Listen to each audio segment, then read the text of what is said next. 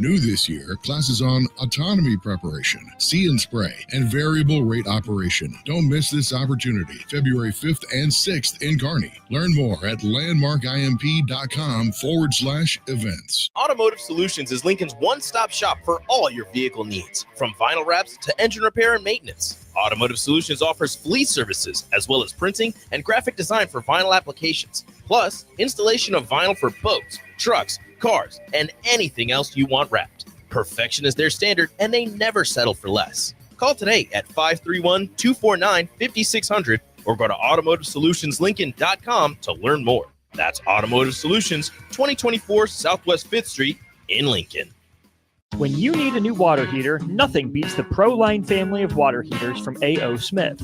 ProLine models are built using commercial-grade components, meaning they're built to help you tackle your toughest days. No matter if you need a gas or electric model, A.O. Smith has a ProLine unit for you.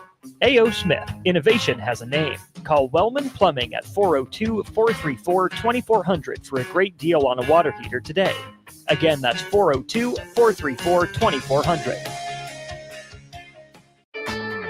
Golfing in 72 degrees and perfect conditions in Nebraska doesn't seem possible in the winter, but it is. Double Eagle Golf is your escape from the bone-chilling cold outside and a reason to keep your clubs out year-round. Book a bay with some friends for a weekend or come by for golf and happy hour on a weekday. Spring leagues begin in February. Get signed up today. That's all at Double Eagle Golf inside the Kinetic Sports Complex at West O Street. Online at doubleeagle.golf. Advanced Medical Imaging is the largest radiology group in Nebraska, located in Lincoln at 7601 Pioneers Boulevard. At Advanced Medical Imaging, they utilize state-of-the-art technology and blend it together with their compassionate, skilled team to guide you through every step. Whether it's an MRI, CT scan, or X-ray, their precise diagnostics help your doctor deliver the best care plan for you. Choose clarity and comfort in your life by choosing Advanced Medical Imaging, located at 7601 Pioneers Boulevard and online at amimaging.com. Have you been injured in an accident and don't know where to turn? You need an attorney you can trust to handle your case with professionalism and compassion. The attorneys at Liberty Law Group understand that a call to an attorney is a call for help. If you've been injured, we want to help you. Liberty Law's experienced attorneys are committed to the pursuit of justice for those injured. Call Liberty Law Group and find out how we can help get you the compensation you deserve. Call 877-42-LIBERTY. 877-42-LIBERTY. Liberty Law Group. Trial attorneys you can trust. Welcome in to the Corner 3, taking you around the arc of college basketball. From the NAAC to the Pac-12, the WCC to the SWAC. We cover it all now on 93.7 The Ticket. Here is your host, Austin Oerman. Welcome in. It is another edition of the Corner 3 podcast here on a Friday. We do this little ditty from 6 to 7, or maybe a little bit longer. We'll probably go a little more than an hour, take you right into high school hoops from A Street. Pius X hosting Norris. Nick Sainer, Jay Foreman going to be on the call. But joining me in studios is a man whose voice you heard just a few short hours ago. He couldn't get enough. We couldn't get enough. You couldn't get enough. And my taxes are due sooner than later. Jacob Bigelow, welcome into the studio. Hello. The double dip, the rare double dip for me. I'm just making the most of these last 2 days with everything that I've been doing. If someone was like, I haven't heard his voice in a while, boy, do I have news for you. There are plenty of chances to hear me talk a little basketball over the last 48 hours, but good to be back with you, man. And I hope that you listeners had a chance to read Jacob's article and or listen to any of the podcasts he put out yesterday like I did. We're going to get to Jacob's article in the second segment because I think there's a lot to dive into there. I am slightly bummed that we are not able to be joined by the second esteemed guest into the studio, Wilson Moore of the Omaha World Herald. He has big boy job responsibilities He to does. do. He does. Because, Jacob, I still need to ask Wilson, on a scale of head cold to terminal, how much of a basketball sicko is he? Yeah, my like personal mission is like to get the people to learn about everything that is Wilson. We've become pretty good friends, and I think people need to not just appreciate the work that he does, but appreciate the person that he is. I mean, there's a 3 in the name of this show for a reason, and one of these weeks we'll get the three-man show going before the season comes to an end. We sure will. If you want to text into the show like our beloved Rico, the number is 402-464-5685. Rico says the cat hour returns. It does. It the does. Stretch Big X Corner 3. That is what we do here pretty much every other week, and plenty of other conversations offline as well. But Jacob, I bring that up because we're at the end of January. We're going into February, and some people are like, what is there to watch? The NBA is boring. No one watches the Pro Bowl. What do I do? Well, friends, let us introduce you to this fun sport called college basketball. And why should you pay attention to college basketball right now, where you're waiting for the weather, to stay nice instead of give you this tease of being nice? You're halfway through the conference slate, this late January into early February grind where you're in the middle of the conference schedule. Not easy for teams to get through, not easy for fans to get through. But Jacob, I came up with 3 examples just from the past week of why you cannot put college basketball down and why people should watch. Number 1, and we'll get to this here in a little bit too on the tail end of this discussion, the Duke North Carolina State game. Okay. Number 1, it was a game that started on the U because of TGL. They literally bumped the biggest brand in the sport to their 4th channel because of Tiger and Rory's golf league. Not just golf league. Their sim golf league. Their sim golf league. Yes. Okay, so there's that. You missed North Carolina State almost going on its 2nd all-time heater against Duke in the last 2 years by making, I believe, 6 or 8 threes in the first half and leading Duke by 4. But then you get into the college basketball of it all. Number 1, Common Malawatch, cramps, goes overboard on Gatorade, and they pause the game for like 10 minutes because they have to use every towel in Cameron Indoor Stadium to clean up the expulsion from Common Malawatch. So there's that. And then you have Corey Alexander informing people that Kobe Bryant passed away, in case you didn't know. So thank you for breaking that news, Corey Alexander. May you rest in peace, Kobe Bryant. Not 10 minutes after that, you have a student, a Cameron Crazy, pass out. Yes. And that was on a Tuesday night. Yes. This is what we get in our weird, wacky, beloved sport. Indeed. Oh, and Cooper Flagg played basketball. Cooper Flagg, anyone who hasn't read the Ryan McGee Cooper Flagg story today, I would recommend you go check that out. That's a great read. But that game, I think another example is the SLU VCU game. That's the second example. The SLU VCU game was, that was hilarious on so many levels.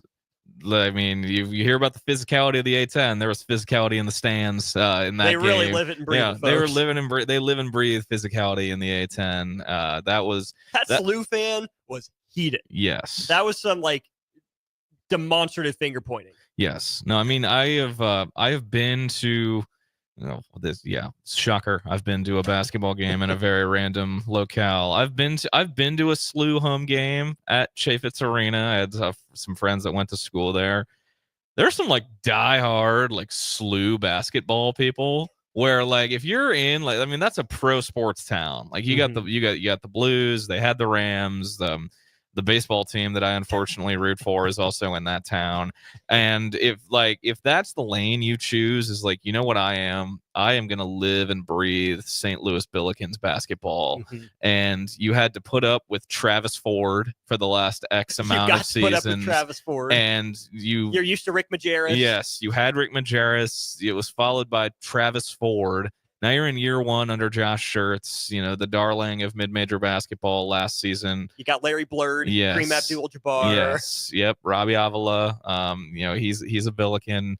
And then that I was just intrigued because of my sicko basketball dork nature. I'm like, Schertz versus Ryan Odom. I'm interested. I'm just hello, I will watch. So that game. Check. That's been my favorite, random college basketball happening of the last week.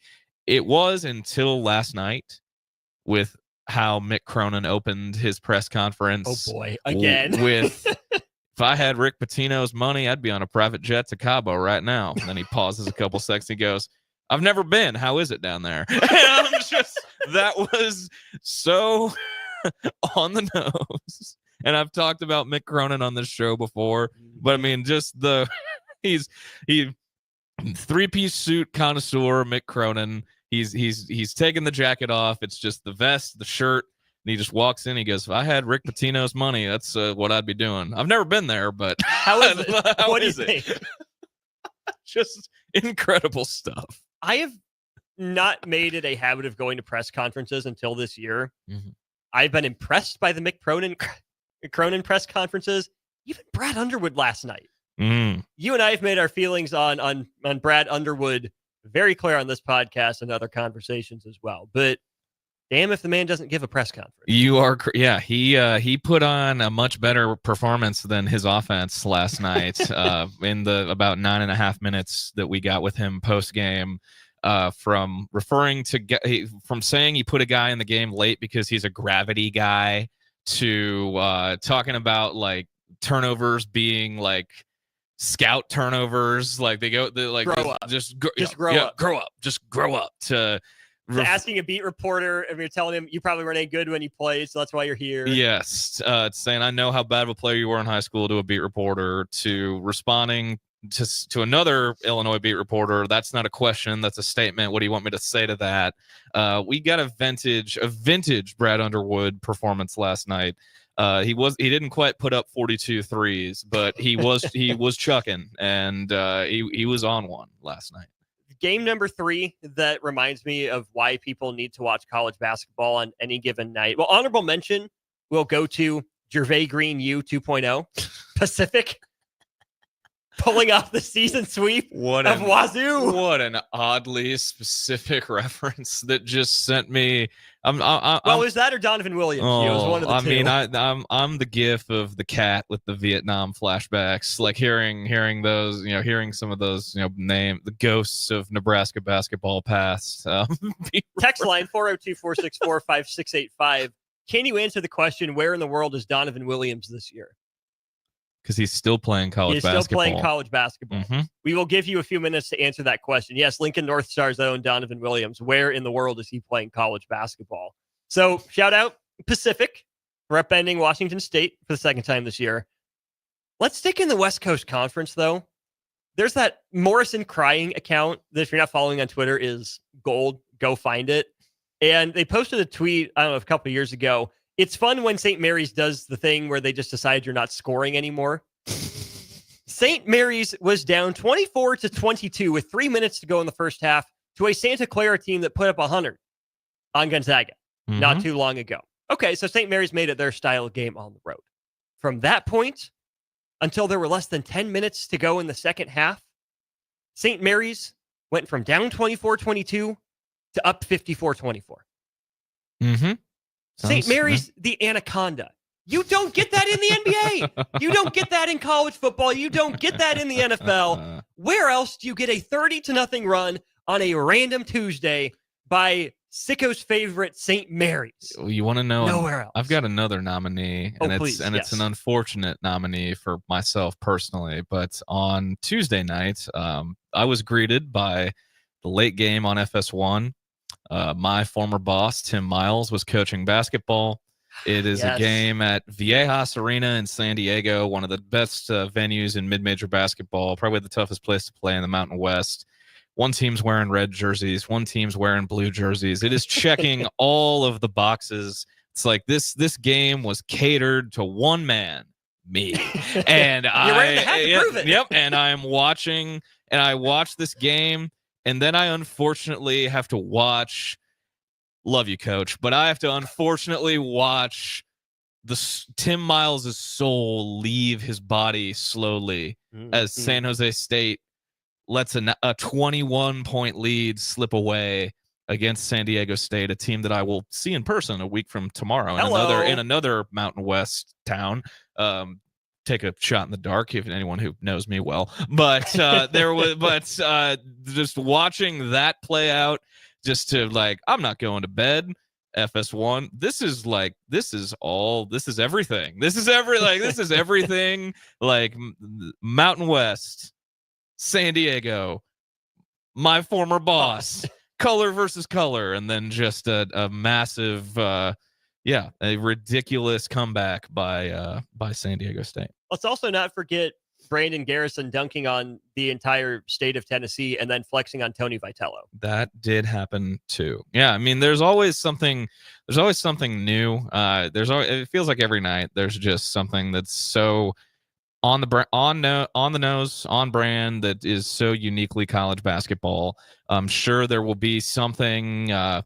There'll be something not related to the actual basketball game to come out of what is about to take place in West Lafayette here in about 45 minutes between Purdue and Indiana. I'm sure there will not be any narratives from that game whatsoever. But then this weekend, obviously you've got the hat on. It's Duke Carolina weekend, the Cooper Flag's first Duke Carolina experience. It's first of two. Yeah, first of two, and it's getting to it's getting to that time of year, these marquee conference games. Calipari goes back to Rupp Arena this weekend. There's a lot going on, and there's plenty to watch, plenty of storylines. May I interest you in narratives? There are plenty. And there's still a good 2 months to go in not 2 months, 1 month, and then some in the regular season. We're gonna call you Jacob the Segway Bigelow from now on, at least the rest of the show, because that's the next thing. Why should you watch college basketball? Because you get the storylines. You get Duke Carolina, you get Coach Calipari going back to Kentucky, and ESPN made its choice. College game day is headed to Durham. Jacob, I see both arguments for this one. On the one hand, it's maybe the best rivalry in college basketball. For my money, it is. Duke Carolina, a lot of history there, a lot of story there. Presumptive number 1 overall draft pick Cooper Flag. Can't really miss a chance to highlight that guy.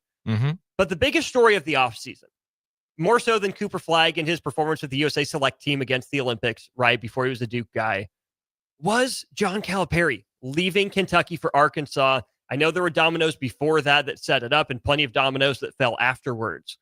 But the biggest rivalry, the biggest on-court story in college hoops is in Durham.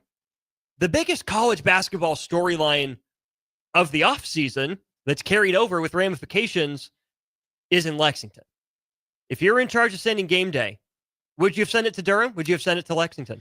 I would have gone to Lexington personally, just because of, everything. There's already been so much that's come out of that's led into this game, like Rick Pitino saying, "Yeah, Cal and I aren't friends, but here's the advice that I'd have to him." Because when I went back to Rupp as the Louisville head coach, that was one of the hardest moments of my career. And who was with him? Mick Cronin, correct. Yes, I should have remembered that. We got to bring everything back around somehow. But I've mentioned this on this show previously. This game was strategically placed this weekend when there is no NFL going on. It will be on CBS. It will get top billing. Or is it going to be on CBS? What channel is it on? It was I forget what channel that game's supposed to be on tomorrow. But it's going to get top billing.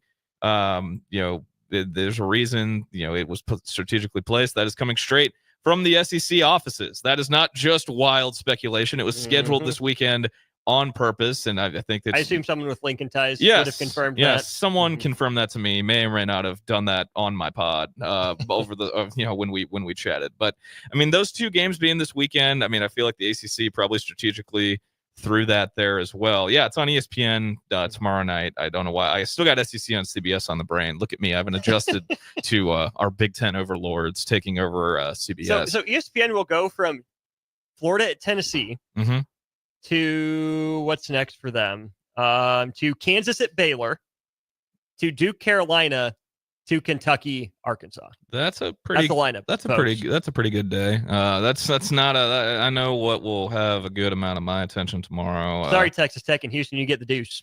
Yeah, I might have to watch the ultimate battle of culture versus cash, aka Farmageddon, on the court tomorrow between Kansas State and Iowa State at 1:00 at Hilton Coliseum.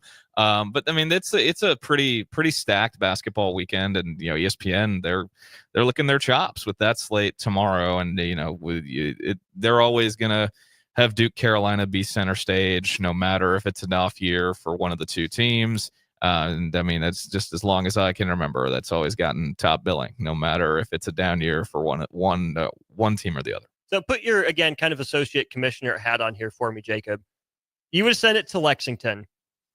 Is that because of the Calipari story, or is that because you think that's better for the growth of the game and expanding it like we're talking about in this segment? I think it's not. I think it's better for the. I mean, well, that's a good question. I think like it's different, right? Because for so long, Kentucky has been associated with Cal, and Mark Pope, I feel like still has not been getting as much publicity as I think he should for the job he's done this season.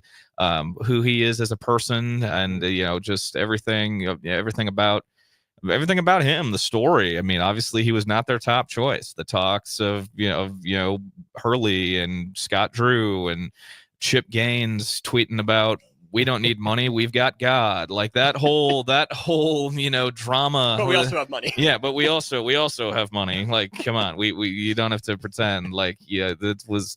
That whole drama. I mean, I remember where I was like when the Cal to Arkansas stuff broke. I think it was on the day of the women's national championship game in the spring. This was when that broke, and that whole ordeal. As a basketball guy, that was like I remember where I was, and I remember like, this can't be real, can it? And it's turned into, they got chicken nuggets for NIL. Like, there's all sorts of like all the intricacies of that whole story. They're still playing out, and I think it's not just Cal. I think it's Mark Pope, and I think it's the SEC and the strength of that league in hoops, and it's just something different. But I know that college basketball is considered a niche sport, and Duke, Carolina, you can bring that up to people who probably only watch basketball and for when they fill a bracket out, and they're like, yeah, I know Duke, Carolina. ESPN talks about it all the time. It's a fascinating sort of glimpse into a worldview, I think, because on the one hand, I completely see the argument for that. SEC has been not just the best conference this year, but arguably the best, deepest conference of the 2000s, if not of the last 50 years, if not of all time in college basketball, just top through bottom, with how the numbers love this SEC. Also, another reason you should watch college basketball, Archie Miller got. The SEC is only 54-54, and it's the last 108 games. Yeah. That was incredible stuff, Archie. So thank you for playing into the bit. Yes. But on the one hand, I get that because it is the story of the year. It's the story of the offseason, is the SEC, how deep it is, Cal to Arkansas. But I also feel like if you make it about John Calipari versus Kentucky, you're following an NBA model where you're marketing players more so than teams. And NBA ratings are going down. ESPN knows this firsthand. And I'm not saying they would have been wrong to send it to Lexington.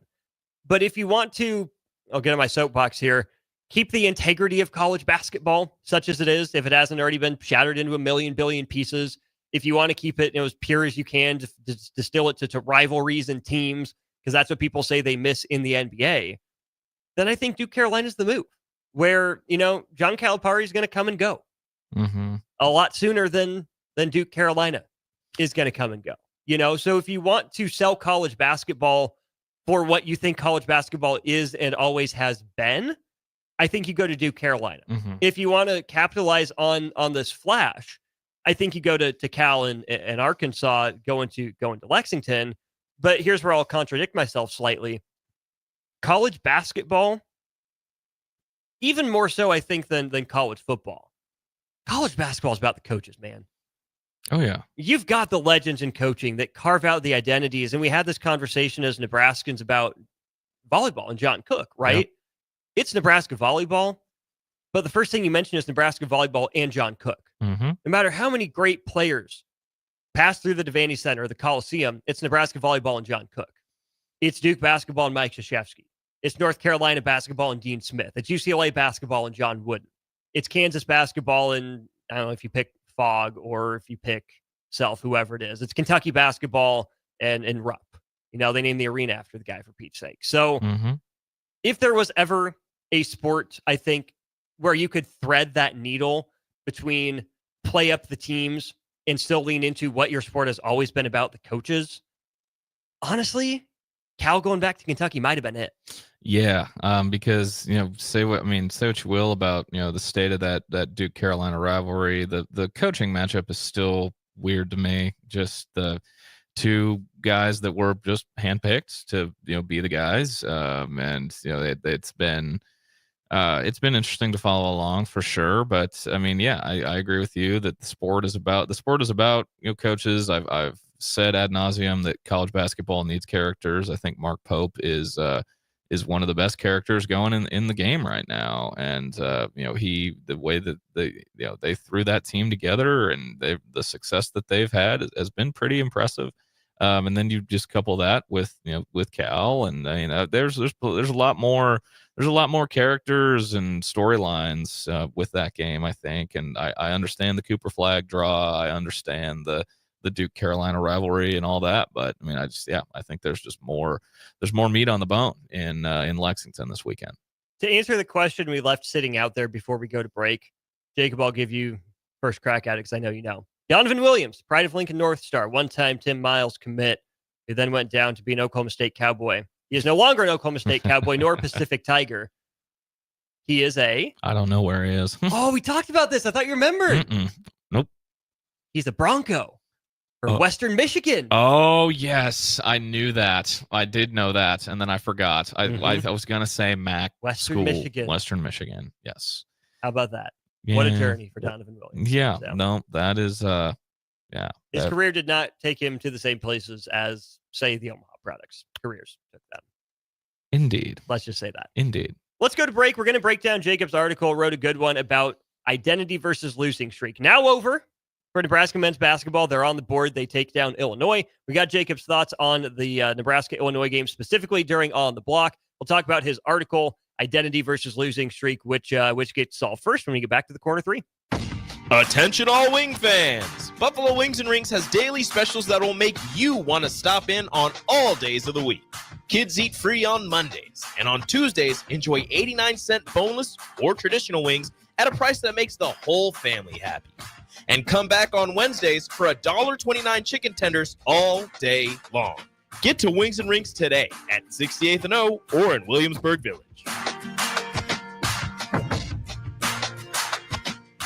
Right now, when you drive by Honda of Lincoln, you'll see more than 200 new Hondas and over 125 pre-owned vehicles. Hi, Charlie Stone here, and with me on the line is Andy Goodyear of Honda of Lincoln. Andy, how does it feel to have so many vehicles in stock again for your customers? Charlie, it feels amazing to see how excited our customers are. They love the ability to see, test drive, and take immediate delivery of the exact new Honda they're looking for. Do you have some good offers to talk about? We sure do, Charlie. We're offering financing as low as 0.9% APR up to 72 months, or great lease rates on every new Honda. It's the perfect time to drive away in the new Honda you've been dreaming of. How about pre-owned, Andy? We have over 125 pre-owned and certified pre-owned vehicles to choose from. Just about every make and model with prices starting at under $10,000. Maybe it's time you experience the best, the Honda of Lincoln way of doing business. 27th and Yankee Hill Road, or online at hondaoflincoln.com. The electrical workers of Local Union 265 are now hiring licensed journeyman electricians from $32.50 to $42.50 per hour with paid benefits. And if you're looking for a new career, they're hiring apprentices at $19.50 per hour with paid benefits. Call the office at 402-423-4497 to apply. Start your electrical career today. Wrestling fans, it's time to elevate your game, just like Stevens & Smith Construction does for your concrete needs. As your full-service concrete contractor, we deliver solid results every time. From singles to doubles, fighting for inside position to scrambling reversals, we know how to pin down quality and slam expectations. Stevens & Smith Construction, a proud sponsor of Takedown Tuesdays on 93.7 The Ticket, where Husker wrestlers bring you all the action. Don't stall. Stevens & Smith Construction is here to help you build a concrete foundation for the win. Check us out at www.stevensandsmith.com, because stalling is a penalty and winning is the only option. Garage doors can break down or quit working at the worst times. At Doors Plus, they understand that a broken garage sometimes means repair and not replace. Sometimes, all you need to make your door like new again is a few bolts, realignment, or even a new balance. Trust the pros at Doors Plus to handle your garage door repair the right way so you can get on with your busy schedule. Visit them online at DoorsPlusLLC.com or give them a call at 402-590-5800. In every office, there's two types of people. There are those who bring in bagels and those who eat the bagels that someone else brought in. Everybody likes the first person. Be that first person. Weekday mornings at 7:30, you have a chance to win a business box of bagels from Bagels and Joe. All you have to do is shut up, Sipple. 2 questions for you, 2 for Sip. Win, and the bagels are yours. Lose, well, you don't want to lose. You lost Monday, you lost Wednesday, you're a loser. Shut up, Sipple. Weekday mornings at 7:30, brought to you by Bagels and Joe. Automotive Solutions is Lincoln's one-stop shop for all your vehicle needs, from vinyl wraps to engine repair and maintenance. Automotive Solutions offers fleet services, as well as printing and graphic design for vinyl applications, plus installation of vinyl for boats, trucks, cars, and anything else you want wrapped. Perfection is their standard, and they never settle for less. Call today at 531-249-5600 or go to automotivesolutionslincoln.com to learn more. That's Automotive Solutions, 2024 Southwest 5th Street in Lincoln. Back to the Corner 3 on 93.7 The Ticket. Here is your host, Austin Oerman. Welcome back to the show. We're here on a Friday night. Thanks for tagging along. I'm Austin Oerman on Twitter at Austin_Oerman. He is Jacob Bigelow on Twitter at Jacob A. Bigelow and Stretch Big Pod. 2 episodes in a week after 2 in a month. Welcome back to the grind. Yeah, I decided for Lord only knows what reason to do an hour-long State of the Season podcast going into the Illinois game. Then I did about a half an hour like quick thoughts pod when I got home at almost 2 a.m. last night. There was all, I mean, and I also wrote an 1,100-word story. Did a post-game show. Yeah. Yesterday was a long day. As you can tell by these bags under my eyes, looking right at you, camera. I'm not getting too much sleep, but it's that time of year after all. One thought on Nebraska, Illinois before we move into big picture. It wasn't the exact same game, but I got some similar vibes to the 81-77 Nebraska win in Iowa City a couple years ago. The Greasel team? Or just last year. No, 2 years ago. They haven't won the only Nebraska team. It was 81-77. It was the Greasel team. Yes, the Greasel team. It was the Greasel team. Because I remember Patrick McCaffrey going off for 5 threes in the first half, and the announcers were losing their crap about it. That's a game Nebraska gave up a lot of open threes, a lot of offensive rebounds, played an Iowa style of game, and still came away with a win.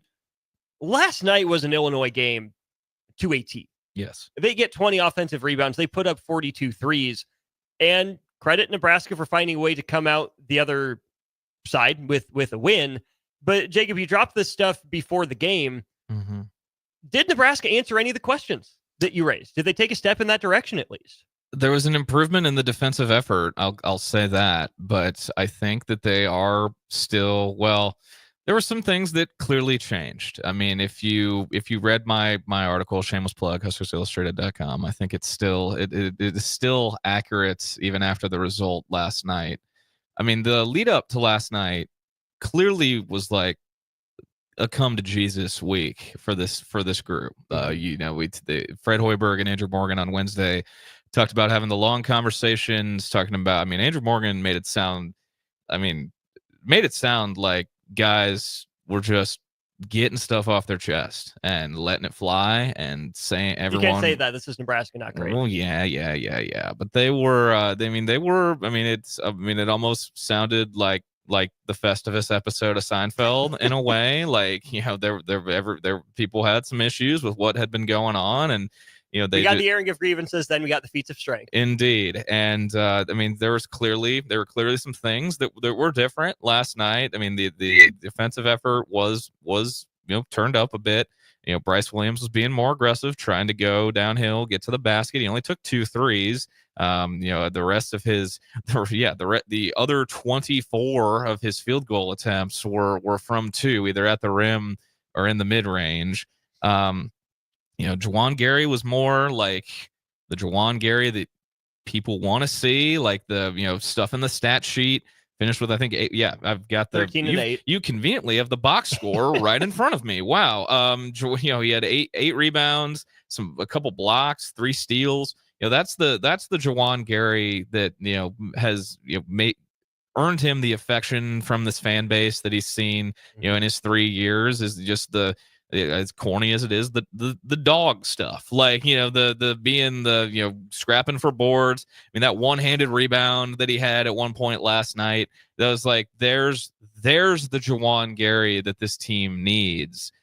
But the questions outside of those two guys are still very prominent. And, they were the guys we heard from last night in the, the post-game availability. And, that's kind of been the constant theme all year with this team, is like, those guys have to be good.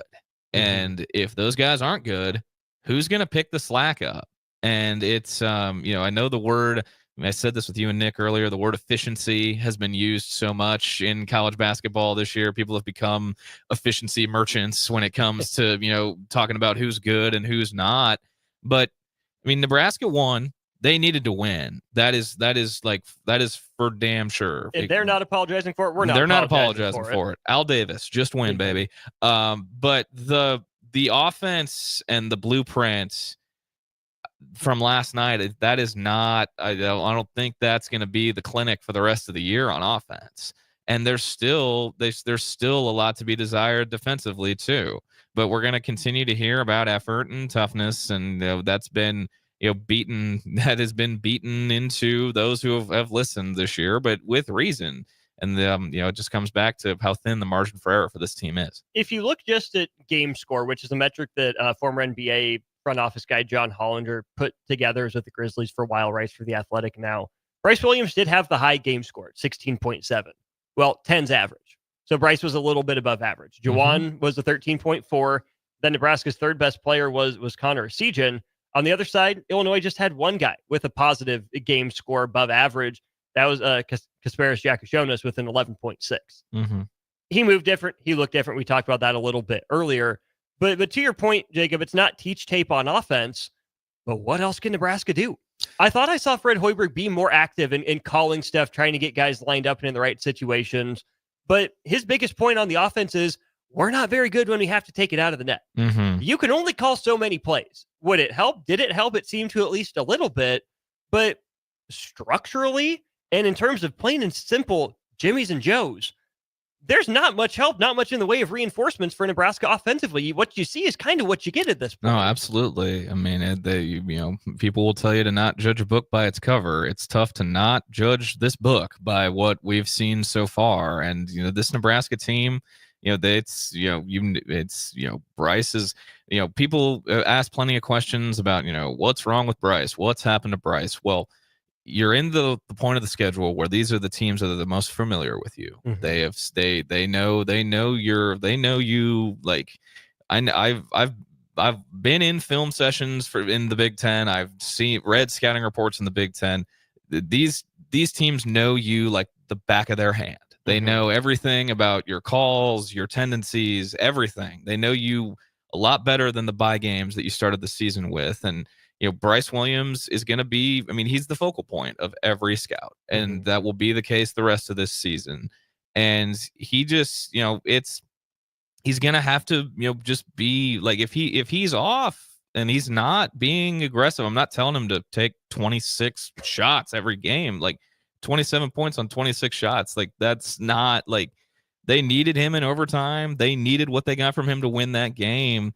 But that's just not, that's not the recipe. Like, there's got to be like he has 27 on 26 shots. Connor Sejan has 14 points on 14 shots off the bench. An offense was hard to come by. There was a combined 57 made field goals in this game, and a combined 15 for 62 from three. The offensive ratings in this game where 100 is average. Nebraska had a 7-point advantage, 97.5 to 90.2. Oh yeah, that game was an eyesore. It was not like, it was far from like, from just a basketball aesthetic standpoint, it was far from enjoyable to watch. And even at halftime, I'm like, well, Nebraska only has one turnover and Illinois has no assists. And someone's just like, well, great analysis. I'm like, well, guess what? Like, it's a simple game. Like a team known for its offense has no assists. Not one assist. Not Zero one. assists. Zero. A team that has been plagued by careless turnovers, that is playing a team that is much more athletic than they are, only has one turnover. that's notable. Like that like it was a weird night at that arena last night. Just the vibe was weird. Like everything felt weird. Like it, like don't get me wrong, it's been an interesting 72 hours in the news cycle here, and just look at the crowd pop that John Cook and Danny Busboom Kelly got when they were introduced at the first media timeout. Look at, good gracious. I cannot believe it's been a long week, y'all. Yeah. It's been a long January. I'm so glad January's over in 5 hours. But that was it was a weird basketball game. It was a weird basketball game. And this Nebraska team, you hear about, you got to win ugly. You got to win weird. Like these That's the Big Ten. Yes. Welcome right to it. Yes. You got to win weird. Like bring your brooms because it's a mess. That's the Big Ten this season. I feel like we've been saying that's the Big Ten every year, but I don't know if there's been any. That just keeps on getting weirder and weirder. It's even weird to me that Michigan State is at the top of the league with this team and this roster construction. But let's go to the text line here because I want to fold this text into my next part on the identity piece that you wrote about, Jacob. Texter 1000 says, Williams does not look like himself. Is he hurt? I think Jacob did a good job addressing that. He's the top of the scouting report at this point. What I would add to what Jacob said, everyone's banged up, right? I'm sure Bryce is feeling he's not the biggest dude. He takes a lot more contact than he initiates. So I'm sure he's beat up, but hey, welcome to the Big Ten again. The biggest reason for me, Bryce Williams doesn't look like, quote unquote, himself, like we got used to last year, is because Nebraska is missing its offensive identity in rink mast. We knew that it was going to look different. Problem is, I don't think it has looked different because Nebraska is running a lot of the same stuff in a lot of similar ways without the guy that tied it all together in rink mast. Casey and Rink bailed Nebraska out more than I think we were ready to admit last year because they were good. Because they were matchups. But here's the thing. You don't have an identity like Casey, right? He's a once in I don't even know, once in 10 years, once in 20 years type of player with his shot making, the energizing, the spark that he brought to Nebraska. I'm not saying Rink Mast is just walking around on the street corner, so go get another one. But Fred Hoiberg has found these types of guys before. Not having Rink Mast and what he brought to the offense as the identity, as a floor spacing big with enough handle to break pressure and the ability to facilitate in the half court. The reason Bryce Williams looked so good last year is even if he was Nebraska's most natural hooper, he was Nebraska's third most important player because of what Casey was able to do, because of what Rink was able to do. With Casey graduated and Rink Mast injured, that's where when I look at identity for Nebraska, why do you go get Berkay Boyuktanjel if not to become Rink Mast? They're not the same player. Berkay's got a little more pop to him, but European, big, who can handle the ball, that you believe in the stretch potential. He's got to get more consistent with the shot. We know this, but I would believe a lot more in the identity of this program on the offensive end, where Fred is called Kasparis Jakasjonas the wizard the last couple times. Fred Hoiberg is an offensive wizard, which is why I would love to hear an explanation for why you didn't just slide Berkay into Rink's position, keep that as your identity as a passing big man, have Andrew Morgan or Braxton Mia take over for Josiah Alec, and then sure, there's still going to be more on Bryce's plate. I don't think he's an alpha.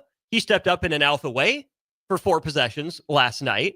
He hit the shots against Iowa when they were there, but I still think asking Bryce to be a team's identity is not what he's comfortable doing. I don't know if he's capable of doing it, whereas not a lot of Big Ten teams have a Rink Mast. Not a lot of Big Ten teams can find a guy to grow into that role like Berkay Boyuktanjel, but I don't think Nebraska is doing that on offense, so they went away from what I thought they identified for their style of play last year. Yeah, I would agree with that. What was the first super corny comp that I made when you had me on this show? And I said it's something that Fred Hoiberg has been chasing since the minute he got here. George Niang. The ghost of George Niang. And we've seen these last couple seasons the importance of the playmaking big. Nebraska's leading assist guy for the last 2 seasons was its starting center in Derek Walker and Rink Mast. I was just reminded We just passed the 1-year anniversary of the game where Rink Mast went nuclear against Ohio State on Peacock last year, including when he hit a step back 3 that about made me want to just Gronk spike my laptop into the ground. But that happened. And Fred Hoiberg's most successful teams, whether it be at Iowa State or the teams at Nebraska, have had that playmaking big because it's a valve. It's a safety valve to have because it's so rare and unique, and especially in the Big Ten, which is known for these big brooding giants who are just going to crash the glass and Matt Painter's like head just went up like in pregame at Mackey. Like he was just like Big Ten big man. Hello. Like the dog and up squirrel. But he just, woke, his senses, his spidey sense just went off. But it's been it's been a safety valve. It's been a curveball for Nebraska these last couple of years with Mast and Walker. And it's been when Fred Hoiberg's offenses and at his 2 stops in the college game have had the most success, and they don't have that right now. And it's pretty evident when there are instances where they'd run pick and pop for Rank, or they'd have Derek Walker just start at the elbow, get the ball, and go to the basket. I mean, they haven't had that in their offense this year. I expected to maybe see more like Andrew Morgan pick and roll, or Berkey like Andrew Morgan put fools in the rim at North Dakota State. Yes, he did. And I hate to admit how much Turkish national team FIBA tape I watched this summer, but I mean, there was an instance where Berkey gets the ball on the right wing, and he legitimately like backs a dude down from like almost the 3-point line, and then just turns around and dunks it in his face.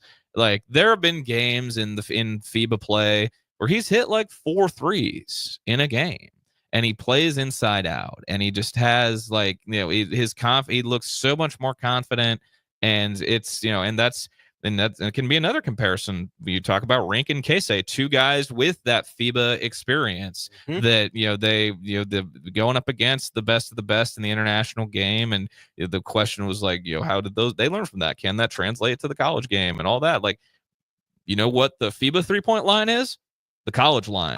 And Berkey this season has made multiple threes in a game for the first and second time in his college career between UCLA, and he's now done it twice in his career. Both have come this season.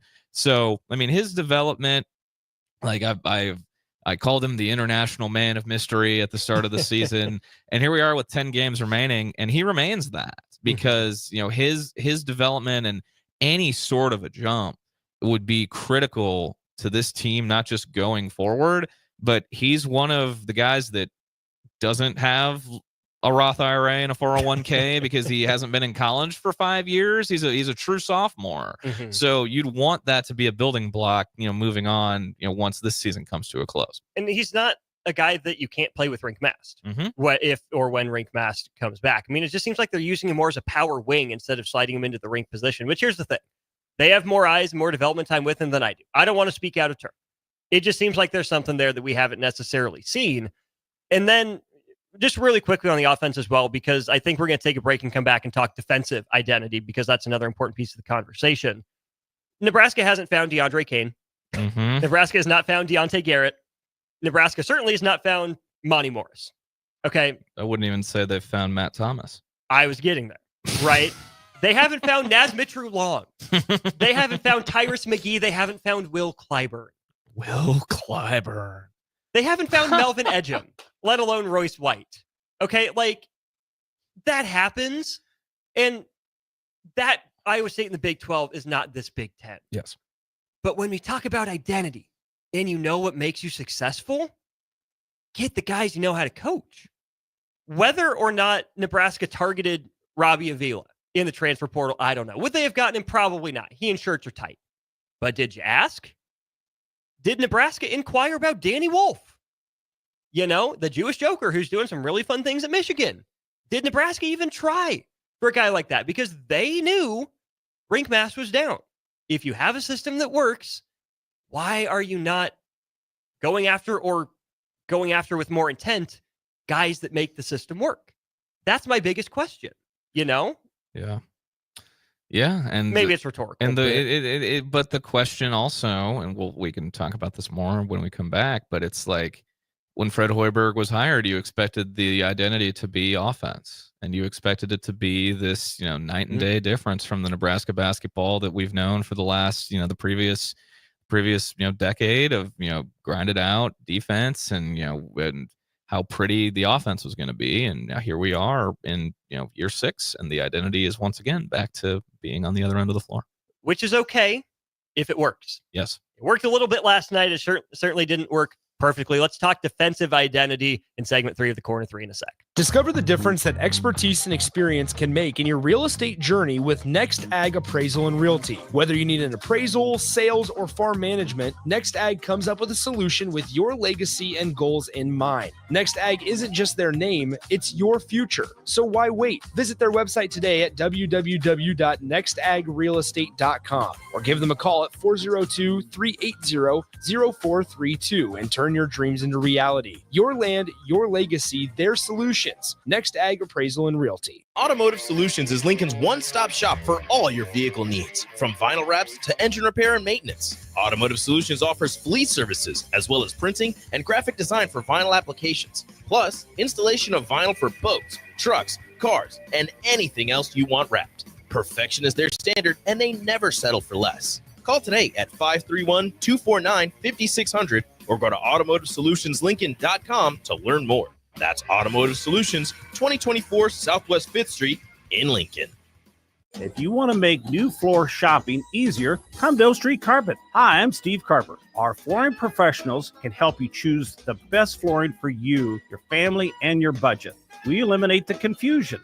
Even better, you'll be enjoying your new flooring much sooner. No 6 or 8 week waits. We'll install right away and save you money on installation. Floor shopping made easy every day at O Street Carpet. O Street Carpet. 1732 O Street. Family owned and operated. Always the best value. The electrical workers of Local Union 265 are now hiring licensed journeyman electricians from $32.50 to $42.50 per hour with paid benefits. And if you're looking for a new career, they're hiring apprentices at $19.50 per hour with paid benefits. Call the office at 402-423-4497 to apply. Start your electrical career today. Hi, Sean Callahan here for Cobble Chevrolet GMC, and we wanted to give a special shout out to all of our great customers, thanking you all for a record-setting year in 2024. Now let's get the new year rolling with some big savings. Right now at Cobble, we have some of the biggest discounts in the area with over $12,000 off list price or 0% APR on select new models. So stop on in the dealership or hit us up online at cobblecars.com to get true low country overhead in action. $12,000 off list or 0% APR right now at Cobble. So please stop on in or visit us at cobblecars.com. You'll be glad you did. Garage doors can break down or quit working at the worst times. At Doors Plus, they understand that a broken garage sometimes means repair and not replace. Sometimes, all you need to make your door like new again is a few bolts, realignment, or even a new balance. Trust the pros at Doors Plus to handle your garage door repair the right way so you can get on with your busy schedule. Visit them online at doorsplusllc.com or give them a call at 402-590-5800. Wall to Wall Wine and Spirits is your place in North Lincoln to go for all your needs in wine, spirits, and beer. They also have a large variety of cigars in their walk-in humidor, and they have a top-notch walk-in, temperature-controlled, high-end wine bar. Plus, you can enjoy free samples from their tasting bar. There's only one place to go for all your needs for wine, beer, spirits, and cigars. Wall to Wall Wine and Spirits on North 27th Street in Lincoln. This is Lincoln's home for sports talk on the FM dial. Also online at theticketfm.com. On the internet. KNTK FM Firth, 93.7 The Ticket. Back to the Corner 3 on 93.7 The Ticket. Here is your host, Austin Oerman. One final segment to go. We're going to stretch this bad boy out a little longer because we know you'd rather listen to us than those yahoos at National Programming. We love them. We appreciate them for filling the gaps. But we will take you up to tip-off between Pius and Norris, another 15, 20 minutes or so here on the show. I'm Austin Oerman. He is friend of the pod, a host of his own pod, Jacob Bigelow. Jacob, Remind people where they can find you and your work. They can find me on I'm not going to call it the letter. I'm still going to call it Twitter. You can find me on there at Jacob A. Bigelow on there. And then you can go read some of my various musings on HuskersIllustrated.com, including my column from what we just talked about in the last segment about the identity crisis that Nebraska basketball found itself in. The Stretch Big podcast with me, that's on there. I got a post-game show called After Nebraska Ball. There's all sorts of ways. Bigelow season is winding down here. There's only 10 games left in the regular Bigelow season. But there'll be there's plenty of ways to follow along with my work if you enjoy it. Let's get into the identity on defense, because I think, I don't want to speak for you, but Nebraska's defense abandoning it, especially the perimeter defense, seems to be what brought about the identity crisis, right? And the losing streak, they go hand in hand, as you wrote in your piece. And Jacob, the biggest part of that is perimeter defense, and not just that teams shot well against Nebraska from three, but how many they were putting up. Mm-hmm. Yeah, I mean, there are only, this is a shout out Ken Palm. I am a sicko. I pay for Ken Palm. Meteorology professor Ken Pomeroy. Meteorology professor at the University of Wyoming, Ken Pomeroy. There are only 4 teams in all of college basketball. There are 364 teams in this country. There are only 4 teams who allow more three-point attempts per game than Nebraska. 49, I think it's 49.6% of the field goals being attempted against Nebraska's defense are from 3. 629 three-point attempts, 638 twos for Nebraska opponents. That is I mean, Steph Curry top basketball, that 3 is worth more than 2. That is still a ton of threes. That's a ton. And that's even coming from teams. What did Indiana take 35? That's not a team that shoots threes. First time in 2 years under Woody. Yeah, Maryland with Derek Queen and Julian Reese on the roster. I forget how many they took, but they had guys making them. They were like 17 to 27. They had guys taking them. I mean, obviously the big 3 opponents on the schedule when you think three-point shooting are Creighton, Iowa, and Purdue. Iowa and Purdue went nuclear. Creighton went 12 Illinois. of 42. Yep. Is it any coincidence that 2 of the wins on the season where defensive identity has been a main talking point, the opponent put up 42 threes and lost? Is it any coincidence? And then 35 and lost? Yeah. I know people have probably been tired of hearing me say it, but I mean it becomes a math problem. I mean, it's always going to be a gamble the way that they defend it. We are in season 3 of the new iteration of the Fred Hoiberg era, and it has been the way that they have chosen to defend in all 3 seasons. And it's going to be a gamble. We have seen it at the highest of highs in Omaha twice in 3 seasons. Mm-hmm. We have seen it beat number 1 Purdue. We saw even last night, I wouldn't say that was the highest of highs, far from it for this Nebraska defense. But and this is, leads into a conversation we talked about guys being beat up this time of year. Like, think about how hard they played defense for the first month of the year. Mm-hmm. Think about how, from the jump, we were sitting next to each other in the hockey press box in Omaha at that Creighton game. Mm-hmm. From the jump, you could see how locked in they were. You could see how crisp the rotations were.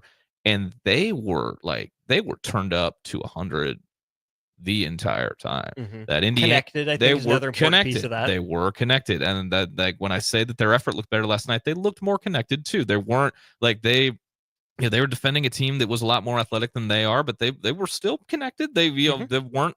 I mean, they were still Indiana, and not Indiana. I got them on the brain.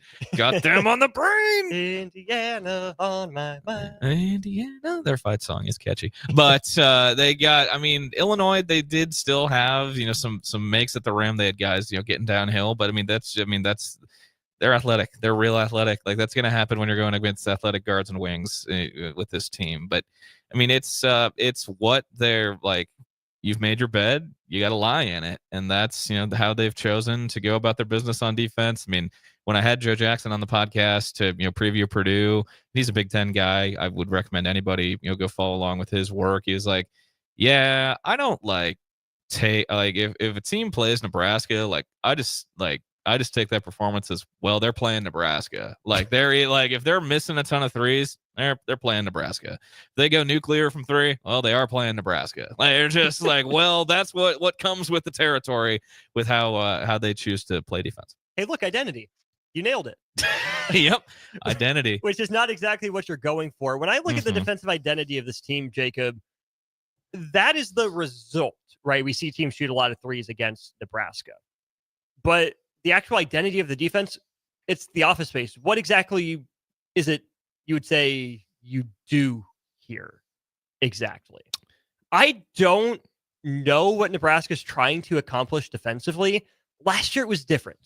Yeah, there were some teams that put up a lot of threes against Nebraska, but they also limited shots at the rim and forced a ton of shots from the mid-range. Yes. A ton of shots. That, talk about efficiency, Fred Hoiberg does not want his guys taking many of. Okay, you give that up, right? Yep. Despite not having elite rim protection last year. They gave up a lot of non-rim twos. That's good. That's identity. That's shifted this year. Teams seem like they've cracked the code for how to beat Nebraska, and it comes down to one or two things. Number one, it's the scheme, and there's not much of a change-up. I was talking with Strick all the way up in auxiliary seating yesterday, but that's okay. And Stricky noticed that Nebraska was playing a little bit more square, less influencing guys to go one direction and then still getting beat off the dribble, which we'll get to here in a second, and maybe a little bit less doubling. Illinois didn't. I mean, Noah Visich probably changed that calculus for Nebraska a little bit, but even with all that being said, it's essentially the same scheme. Your old boss, they're in a 1-3-1 from time to time. Think about that death lineup. Guess what? That changeup was a 1-3-1. Now, Creighton killed it at the worst time. And I'll never forgive them for that up in Omaha. I don't like that, but it's at least something different. Yeah. Nebraska hasn't thrown in the 1-2-2. 3-quarter court, just slow other teams down. Nebraska hasn't thrown in the matchup zone. I thought Adam Howard was going to bring with him from South Alabama that helped them to a top 35 defensive finish. There's been none of that. And then you hit on the other main part that I think is probably more apt. Where are the dudes, right? Yeah. Jack Ushonis wanted Juwan Gary. Juwan defends wings. He doesn't defend ball handlers. Bryce comes and goes. I mean, Fred Hoiberg has said as much. Maybe not directly, I just did, but hence the call out, right? Sam Hoiberg competes his butt off. Guess what Illinois did? For the first time in my life, I saw a team run horns with a guard at the elbow because they wanted Kylan Boswell to take one dribble and put a jumper up over. Illinois wanted Sam on Kaspar's Jack Ushonis. Nebraska doesn't have a wing stopper, right? And they're hard to find. They're hard to come by. But you saw Terrence Shannon Jr. go off in the second half in the Big Ten semifinals last year. You saw Wade Taylor, blow past pretty much everyone on Nebraska's roster. Jack Ushonis had his moments. Harper, Claude, their coaches said, hey, they don't have anyone that can stay in front of our best ball handler. Let's give this guy the ball. So Nebraska hasn't done much to the naked eye to change up defensive coverages like we talk about with the best quarterbacks in the NFL. Make him see something different. At least make him work for it a little bit. Hasn't been a lot of that. Oh, and they don't necessarily have the dudes that are athletic enough to force deflections or tips consistently, to force over-the-top passes instead of straight-line skips that lead to open threes. Closeouts. I mean, you mentioned that on this show. When the closeouts are good, Fred Hoiberg can tell. They come and go. If you get the scouting report sometimes, close out hard on guys they need to close out short on, close out short on knockdown shooters.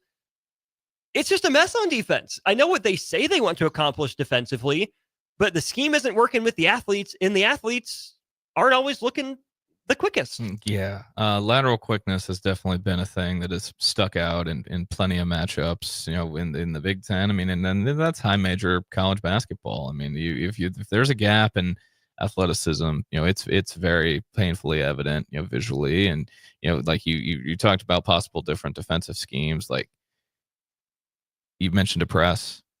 You think this team has guys to run a press? No. No. I mean, just like what if they tried to? Like, just imagine like the horror. Like, yeah, it would be like that is nightmare fuel. But even Ulis and Hoiberg aren't picking up full court. try that once, you know? Yeah. I mean, it just comes back to like what you said, like curveballs. Like, is there a backup plan? Like, is there something like to just change it up a little bit? And it's that's become something that I find myself thinking quite a bit. I mean, it's just like, I mean, like you said, the games where it has been ugly from Nebraska, defensively for Nebraska, it's been one of two things. It's been teams going nuclear from three, or their pick and roll coverage just getting picked apart. And it's looked eerily similar, like you mentioned. Terrence Shannon Jr., Wade Taylor, Dylan Harper, Desmond Claude. I mean, it felt like flashbacks, like I was seeing, deja vu. And it's either that or it's teams going nuclear from three. And Fred Hoiberg has openly said, the defense is to either shut off the paint or shut off the three, and you can't have both. But there have been instances where they've gotten killed just strictly by one and not the other. Sartor Heyman Jewelers text line here, 3994 says, Gary is Nebraska's X factor, period. Probably. But again, this is the difference too between, where Nebraska's at and where, I don't know, even like Iowa's at offensively with what they do, or shoot, Purdue, right? I mean, Braden Smith is the top of that scouting report offensively. And guess what? Teams want to pick on him defensively. They have other dudes around to compensate for it. Mm-hmm. Nebraska's best guys are, I think, being asked to shoulder a little bit too much of the load, and their role guys come and go. Bearcay's up and down. Esigian will hit his first 2 threes of the game. You can almost book it, and then you'll see what he hits the rest of the game. Where's the adjustment on that offensively, right? They didn't target him nearly as much defensively yesterday. He didn't play as much, but, he kind of got played off the floor for a team that needs spacing on offense. It's kind of tough, and that's where I go back, Jacob, to identity, and it comes from scheme and or recruiting, but they work hand in hand, right? Chicken or the egg, where do you break the cycle? For Nebraska specifically, right? This Nebraska program with this head coach, identify what it is you want to do. We know Fred Hoiberg can tinker. We saw that 22-23 team when Bandamel and Gary went down. He figured out what he had. He found something that worked, and that's why I think he deserves the benefit of the doubt, right? To find the right line and find something that works. But you're also, whether you call it year 6 for Fred Hoiberg or year 3, figure out what you are and recruit to it. No, you're not going to get the perfect roster every year, but we shouldn't be having fit and role questions to this degree outside of injuries. It's okay. Yes, Rink Masters won, but you've had 3 years to figure out what you want, who you want to be, and you either weren't able to accomplish it or you chose not to accomplish it. And that's where I start raising some questions. Absolutely. And, one last shameless plug. You can go listen to my thoughts on similar topics. I've talked for an hour and 10 minutes on the state of this season going into the Illinois game, and then kind of the program as a whole, and, some other, when you talk about recruiting, some recruiting factors and things of that nature. I've talked at length about that because I know we're short on time. Well, here's the thing. They're starting late at Pius. So how about this? Let's take a break. Let's do an extra special, one more short segment with Jacob Bigelow and Austin Oerman here on the Quarter 3. Discover the difference that expertise and experience can make in your real estate journey with Next Ag Appraisal and Realty. Whether you need an appraisal, sales, or farm management, Next Ag comes up with a solution with your legacy and goals in mind. Next Ag isn't just their name, it's your future. So why wait? Visit their website today at www.nextagrealestate.com or give them a call at 402-380-0432 and turn your dreams into reality. Your land, your legacy, their solution. Next Ag Appraisal and Realty. Are you ready for a new opportunity? Check out Sandhills Global. Join a dynamic team where your skills are valued and your career can soar. We offer full-time positions with a 4.5-day work week, competitive pay, excellent benefits, and a positive work environment. From IT and marketing to sales and finance, we're looking for talented individuals just like you. Apply today at sandhills.jobs and take the first step towards an exciting future. That's sandhills.jobs. Don't wait. Apply now. Don't know where to turn? Do you need a lawyer you can trust to handle your case with professionalism and compassion? The attorneys at Liberty Law Group understand that a call to an attorney is a call for help. If you've been injured, we want to help you. Liberty Law's experienced attorneys are committed to the pursuit of justice for those injured. Contact us for a free consultation by calling 877-42-LIBERTY. Call Liberty Law and find out how we can help you get the compensation you deserve. Call 877-42-LIBERTY. Liberty Law Group, trial attorneys you can trust. Shouldn't the landscape around your house reflect the architecture as well as the interior? Whether it's new construction or breathing life into an outdated landscape, let the teams at Tailored Landscapes, Tailored Lights, and Tailored Life combine as your local source for outdoor living. Schedule a meeting with one of our designers who listen during our consultations and combine your preferences, plus our experience to give you a timeless, sustainable, photo shoot-worthy landscape. Call us at 402-432-2572. Find us on any social media or at www.tailoredlandscapes.com, because when you find one company, you find the benefit of 3. Wall-to-Wall Wine and Spirits is your place in North Lincoln to go for all your needs in wine, spirits, and beer. They also have a large variety of cigars in their walk-in humidor, and they have a top-notch walk-in, temperature-controlled, high-end wine bar. Plus, you can enjoy free samples from their tasting bar. There's only one place to go for all your needs for wine, beer, spirits, and cigars. Wall-to-Wall Wine and Spirits on North 27th Street in Lincoln. In every office, there's 2 types of people. There are those who bring in bagels and those who eat the bagels that someone else brought in. Everybody likes the first person. Be that first person. Weekday mornings at 7:30, you have a chance to win a business box of bagels from Bagels & Joe. All you have to do is shut up, Sipple. 2 questions for you, 2 for Sip. Win, and the bagels are yours. Lose, well, you don't want to lose. You lost Monday, you lost Wednesday, you're a loser. Shut up, Sipple. Weekday mornings at 7:30, brought to you by Bagels & Joe. Back to the Corner 3 on 93.7 The Ticket. Here is your host, Austin Oerman. Back one final time here on the Corner 3. You all should be so lucky as to get a 4th segment of the Carl Anthony Towns podcast. Appreciate your involvement on the text line and on Twitter as well, at Austin_Oerman, at Jacob A. Bigelow. Okay, Nebraska's identity going to be put to the test. Jacob, one of their 7 remaining quad 1 matchups on the road at Oregon, who, let's just say UCLA did Nebraska no favors. Mm-hmm. Northwestern walks off Maryland on a buzzer beater. UCLA does pretty much the opposite. They stomp a hole through the Ducks. 78, was it 78-52? 78-56. No. I think it was 52. Yeah, 52 because they won by 26. They won by 26. Yes, you're correct. Literally, Oregon scored, 2/3 of the points of UCLA. It was not good. Heck of a performance, though, by Eric Daly Jr. for the Bruins. As we look at Nebraska and its identity, Jacob, I don't know what Oregon is. Does anyone know anything about this Oregon team? I don't know, but the resume is one thing, the numbers are another thing. Oh, and Dana Altman's there. But isn't that like painfully Oregon basketball though? Like they start seasons, they're like, oh, Oregon, and then you forget. You're like, oh, where'd Oregon go? Oregon. And then conference tournament week comes around. You're like, oh, Oregon. There's Oregon again. They're. It feels like every season for them is super weird. And speaking of weird, a 4:30 Sunday start time for that game. They already don't draw well. That's going to be a very weird feeling on Sunday in that gym. But I'm going to guess 90% of Nebraska fans, just as a low baseline, aren't going to think anything of Oregon's court. They won't know what they missed. Yeah, no. And I'm glad it's gone. Don't get me wrong. Yeah, the Andy Bernard, right? I wish someone told you were in the glory days while you were still in them.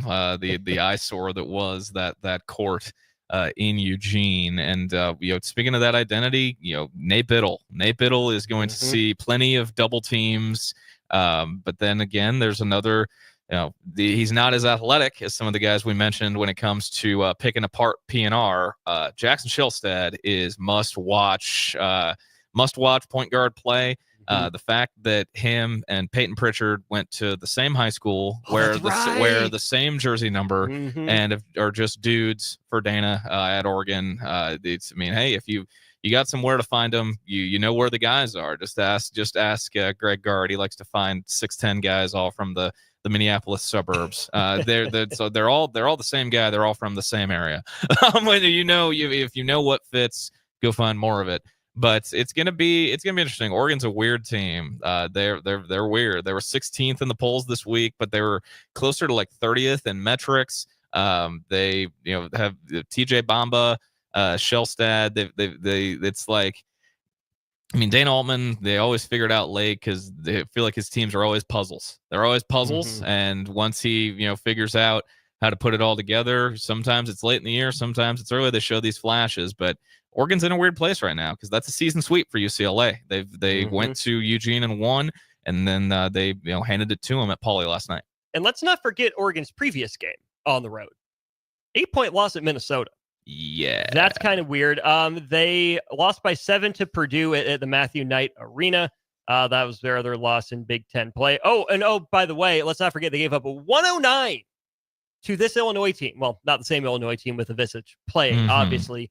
They lost by 32 points to Illinois. Yes. At home as the conference slate resumed. So you have those data points. The game that I first recognized just how weird Oregon was for this year's team specifically, Oregon State. Yeah. They're on the road to the Gill Coliseum. And I texted you and Nick like, Dana? Yeah. What's going on? And Oregon State's better this year than they were last year, but it was still an eye-opener. They come back, they win that game at Oregon State. Then they go to the Players Era Festival, the NIL tournament, the big money Phil Knight program, still crying poor, need that NIL money. And they mess around and they win the dang thing. Yes. They beat A&M by 10. They beat San Diego State by 10. And then Nate Biddle's the hero against Alabama. Yeah, dude. What the heck? Like that. There's just. I mean, yeah. That just. It's been a. There's been a lot of weird results. I think Oregon makes a case for like the biggest WTF resume in college hoops, just looking at it, because I think they have the most quad wins in the country, the quad one wins in the country still, right? And they're still like close to like 30th in the most 34th in the net. Yeah, 34th in the net. I think they're like 28th or 29th in Ken Palm. Like they're in that same neighborhood. Weird team, but it's January for a few more hours. They're now 35th in Ken Palm. They are now 35th. Okay. Compare that to Nebraska, who rose to 46th in Ken Palm. That is, I can't say the word weird any more than I already have. But I mean, they're in an interesting spot. It's getting ready to, it's going to be the first day of Dana season, late season stretch. So it's two teams that are coming off of interesting results, to say the least, and it's going to be. If you thought last night was a weird game, I'm feeling like Sunday could be even weirder in Eugene. As weird as this Oregon team is, let's not forget 2 seasons ago what was going on up there. Dana Altman called out Oregon fans for not going to their NIT home game. Yep. Yeah. That happened. That did happen. They're hosting an NIT game in the first round, and Dana's pissed fans aren't showing up. Yep. And then they turn around and should have beat Creighton last year. Yeah, Jermaine Cousinard and Folly Dante. That game was, I was watching that game from my hotel room in Corvallis. Yep. Heated. Yeah. No, that's, that's just, Dana Altman, it's still the visual of him at Big Ten Media Day and just him being the same folksy guy. I mean, growing up in Omaha, I saw plenty of Dana Altman as a kid. And did you go to the Nebraska-Oregon game at the Quest Center? I did. No way! You were there for Doc? I did. Many moons. I had a feeling. Many moons ago, up until the Sam Griesel team, that was Nebraska's last win in that building. Was against not the team that plays there regularly, but against Oregon.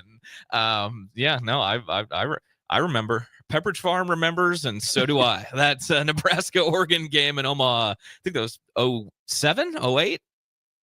Something like that, yeah. In that neighborhood. Yeah. Who has more rope left with their current fan base, Dana or Fran? Are there Oregon basketball fans? Dozens of them. There are more Iowa basketball fans. So I would say Dana. I think that the Fran thing's done. I mean, I heard talk in Iowa City that it may have been done from Iowa City, that it may have been done last year, and I'm sure they are regretting it not, with a certain Iowan who is making hay in Morgantown, West Virginia, who I think would have gladly taken that job should it have come open. But yeah, I don't think there's any rope left in Iowa City. I don't even think there's rope. I mean, we haven't even. Is he their Bo Pelini? They've been fine. He's put dudes in the league. Well, here's what I'll say about that comp.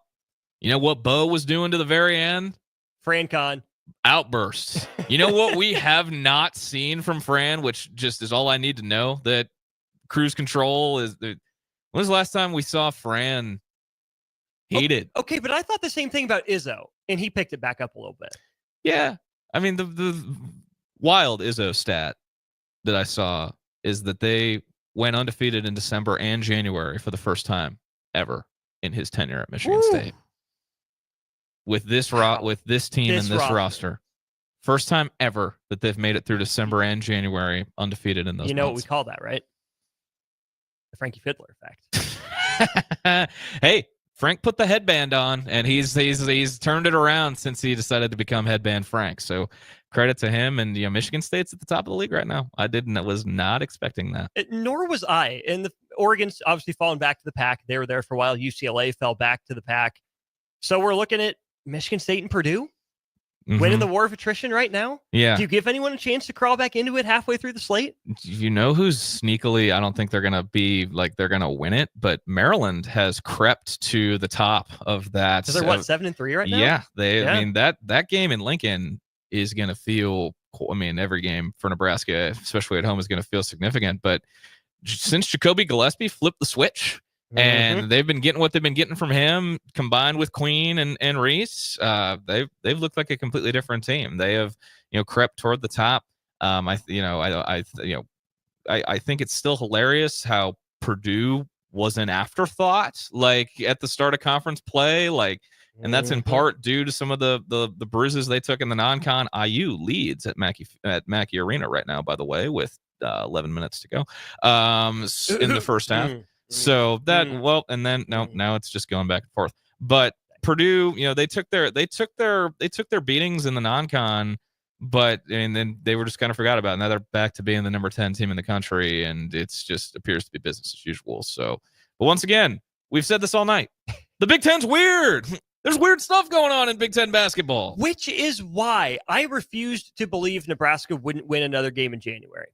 Despite this very text line telling me Nebraska's screwed. Nebraska should have beat Rutgers. Nebraska should have beat USC. They had every opportunity to do it, and they didn't. Had a chance against Maryland. But, y'all, this is the Big Ten. Nebraska probably shouldn't have won this game. But guess what? They earned it. They absolutely earned this win. You don't give it back. You don't apologize. And guess what? It's going to happen 7 more times before the year's done. Like the SEC has it just means more. Big Ten basketball, it should just be expect the unexpected. Honestly, that should be the tagline. Yeah. Under the pinwheel, they massacred the pinwheel. By the way, look at how they massacred my boy. Look at how they massacred my boy, the Big Ten pinwheel. With whatever the Big Ten tournament logo is for Indianapolis this year, I think they're trying to make it racing. I don't want to look at. They're trying to make it racing themed. Indy, get it? But they massacred the pinwheel. But it should be Big Ten basketball. Expect the unexpected, because there's been plenty of that this season, and evidence of that is a program in Minneapolis, Minnesota, that continues to win basketball games. And I definitely have no emotional investments in any of those results for the remainder of the season. I do not have any of my eyes peeled on Minnesota basketball results, but they continue to win games. And I mean, the only thing that has gone the way I expected it to is the team that's in last. That's the only thing that has gone the way I expected it to in Big Ten hoops so far this season. Fair enough. Jacob, from the bottom of my heart, thank you for the extra segment. From all of us here on staff at the Corner 3, safe travels to Mountain West Country. Thank you, man. Enjoy your trip. I will. It'll be a good time. You delightful sicko. I don't know when this might be my last sicko trip of the season. I don't know if I've got any. Your sicko out. Down but not out. Down but not out. But no, thank you, man. Always a good time coming and talking hoops with you. It will be posted here shortly. Go back, watch the broadcast. Of course, check Jacob's work out as well. HuskersIllustrated.com and the Stretch Big Pod. I'm going to step out of here for just a couple minutes. When you hear from us next, you'll be out at Pius X High School. For Nick Sainert, Jay Foreman on the call for the Thunderbolts hosting the Norris Titans. For Jacob, I'm Austin. Appreciate y'all tuning in on a Friday night. High school hoop soon.